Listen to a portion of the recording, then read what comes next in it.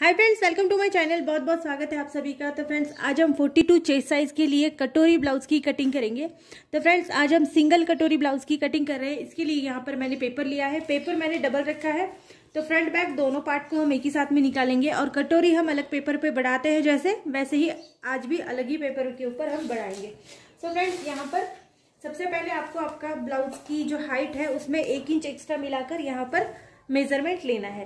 तो सपोज अगर आपके ब्लाउज की हाइट जो है वो 14 इंच है तो यहाँ पर आपको गिनना है 15 इंच के लिए, और अगर 15 है तो फिर 16 गिनना है। ठीक है, मेरे ब्लाउज की हाइट जो है वो 16 इंच की है, मतलब 1 इंच एक्स्ट्रा मिला के। वैसे रेडी 15 इंच है तो मैं 16 इंच यहाँ पर नाप रही हूँ। 16 इंच के ऊपर मैंने एक यहाँ मार्क कर दिया है। अब हमको गले की चौड़ाई लेनी है। देखो, गले की चौड़ाई आप 2.25 से 3 इंच के लिए रख सकते हैं। ये 42 साइज के लिए ब्लाउज है तो यहाँ मैं गले की चौड़ाई को रख रही हूँ 2.25 इंच। शोल्डर पट्टी की जो चौड़ाई है इसको हम रखेंगे 3.25 इंच, और आर्मोल को हम रखेंगे 6 इंच के लिए। देखो, 42 साइज तक आप 6 इंच के लिए आर्मोल रख सकते हैं। 42 से फिर आगे बढ़ता है तो 6.25 साढ़े 6 इंच तक का आर्मोल भी आप ले सकते हैं। तो यहाँ पर इस तरह से जोड़ देंगे और आर्मोल का हम निशान लगाएंगे। अब देखो फ्रेंड्स, हम यहाँ पर बना रहे हैं 42 साइज के लिए, तो 42 का 4th भाग यहाँ पर हम गिन लेंगे। तो यहाँ पर 42 का 4th भाग होता है 10.5 इंच। 10.5 इंच के ऊपर मैंने मार्क कर दिया और 1 इंच में एक्स्ट्रा मार्जिन के लिए रख रही हूँ। यहाँ पर आप 1.5 इंच या 2 इंच के लिए भी मार्जिन छोड़ सकते हैं, ये टोटली आपके ऊपर डिपेंड करता है। तो मैं 1 इंच के लिए मार्जिन रख रही हूँ तो ये हो रहा है 11.5 इंच के लिए। ठीक है, ये पूरा पेपर यहाँ पर आ गया। अब फ्रेंड्स, हमको आर्मोल गिनना है तो आर्मोल को आप यहाँ पर रखिएगा 1 इंच के लिए। ठीक है, हल्का सा पेपर को घुमाकर आर्मोल का निशान राउंड शेप में लगा देंगे।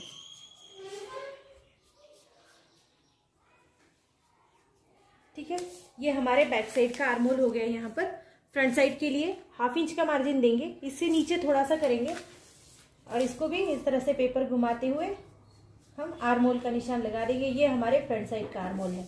ठीक, अब यहाँ पर दोनों भी आर्मोल हमारे हो गए हैं। अब नीचे की साइड में आपको कमर का 4th भाग प्लस 1 इंच या 1.5 इंच, आप जितना भी मार्जिन रखते हो उतना लेना है। तो ठीक है, अगर ये आपको याद नहीं रखता तो एक सिंपल सी प्रोसीजर है। जैसे मैंने अब ऊपर 11 इंच के लिए मार्क किया था तो नीचे मैं मार्क कर लूंगी 10 इंच के लिए। इस तरह से 1 इंच कम लेना है। ये एक अच्छा मतलब याद रखने वाला प्रोसीजर होता है। फिर आपको कमर का 4था भाग, फिर उसमें एक्स्ट्रा मार्जिन ऐड करने, इतना याद रखने की जरूरत नहीं पड़ती है। यहाँ आप जितना लेंगे उससे 1 इंच कम आपको नीचे लेना है। तो मैं यहाँ पर 10 इंच के लिए मार्क कर रही हूँ इस तरह से। अब इसको सीधा जोड़ देंगे और यहां से भी इसको इस तरह तिरछा जोड़ देंगे।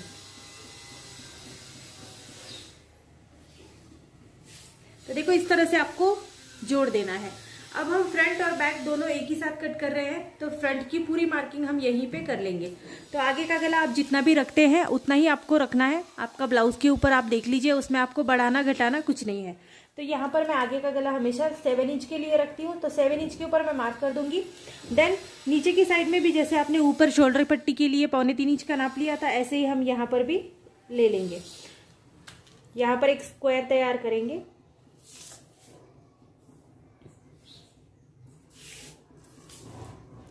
अब 1 इंच अंदर नापते हुए इस तरह से आपको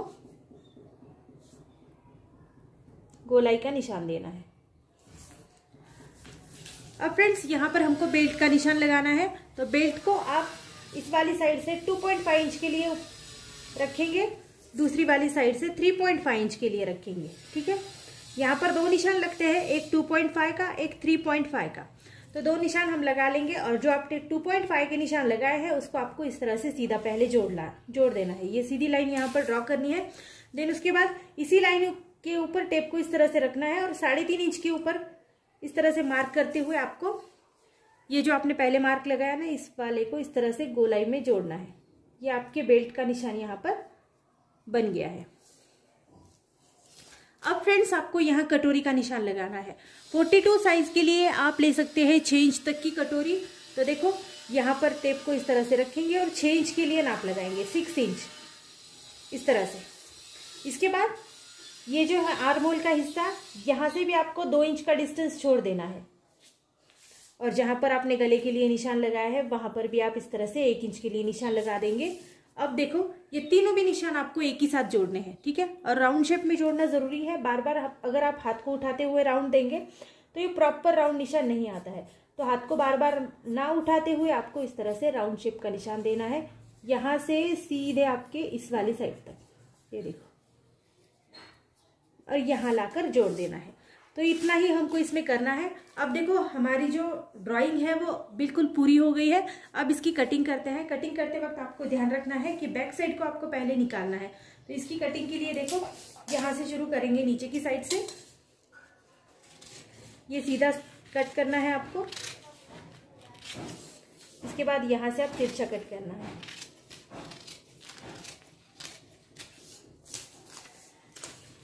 आर्म होल का बैक साइड का निशान आपको कट करना है, फ्रंट साइड का नहीं करना है।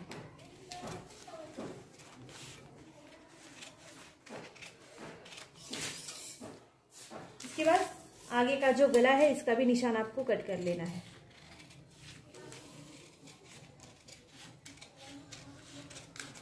अब फ्रेंड्स आपको अगर गले का उतरने का प्रॉब्लम रहता है, बहुत से वो कंधे उतर जाते हैं, तो इसके लिए आप यहाँ से डाउन लेंगे। अभी भी पेपर डबल है, दोनों का एक ही साथ में मेजरमेंट आपको यहाँ लेना है। तो 3 लाइन मतलब 3 डॉट इतना आपको नीचे लेना है और इसको यहाँ से इस तरह से तिरछा जोड़ना है।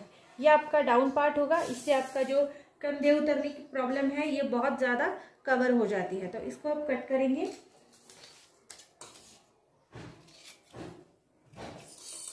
ये देखो इस तरह से। अब यहाँ पर हमको सबसे पहले अब बैक पार्ट को हम साइड में हटा लेंगे। देखो पेपर जॉइंट है तो मैं यहाँ से इसको कट कर देती हूँ और बैक पार्ट को आप हटा लेंगे। बैक पार्ट का जो हमने ये नेक साइज कट की है इसको आप एज इट इज रख सकते हैं अगर आप बैक के लिए बना रहे हैं तो, या फिर आप इसको बढ़ा सकते हैं, इसमें कोई प्रॉब्लम नहीं है। आप जैसे गले की चौड़ाई को गिनकर लगाइए। अब मैं जो ब्लाउज बना रही हूँ इसमें जो नेक है बैक साइड वाला ये ज़्यादा डीप नहीं है, तो मैं एज इट इज़ इसको रखूँगी। जो बहुत ज़्यादा एज वाली लेडीज़ होती है उनके जो ब्लाउज होते हैं वो बहुत ज़्यादा डीप नेक वाले नहीं होते हैं, नॉर्मल नेक वाले होते हैं। तो ये वाली कटिंग मैं ऐसे ही रखूँगी। अगर आपको बैक का जो गला है वो थोड़ा सा डीप बनाना है तो इसके लिए आप थोड़ा सा बाद में इसकी कटिंग कर लीजिए, पहले कटिंग करने की फिर ज़रूरत नहीं है, ठीक है। तो इसको मैं अब साइड में रखती हूँ। अब फ्रंट साइड के लिए कटिंग करते हैं।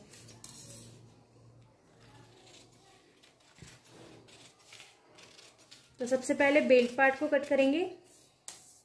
इसके बाद फ्रंट साइड का आपका जो आर्म होल होगा उसको भी आपको कट कर लेना है।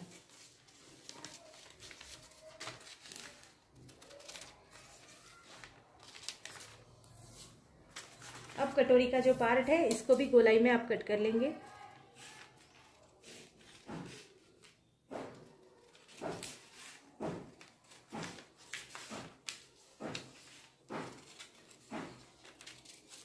तो इस तरह से आपको इसकी कटिंग करनी है।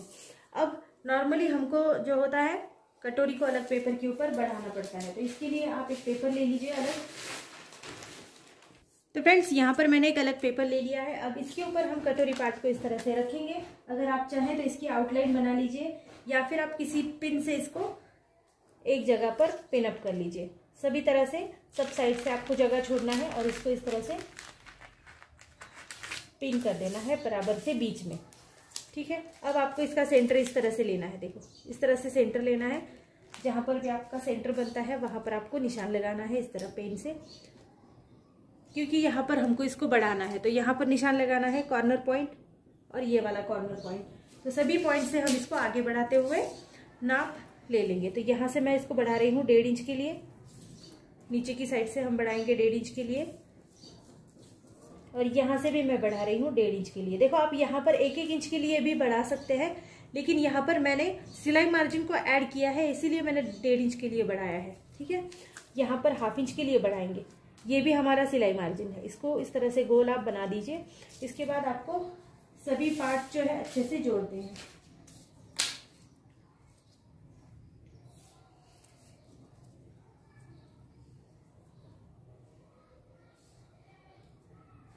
इस तरह से सभी पार्ट आप जोड़ लीजिए। ये भी एक्स्ट्रा मार्जिन के साथ यहाँ पर जोड़ेंगे और अब यहाँ पर आपको इस तरह गोलाई देनी है।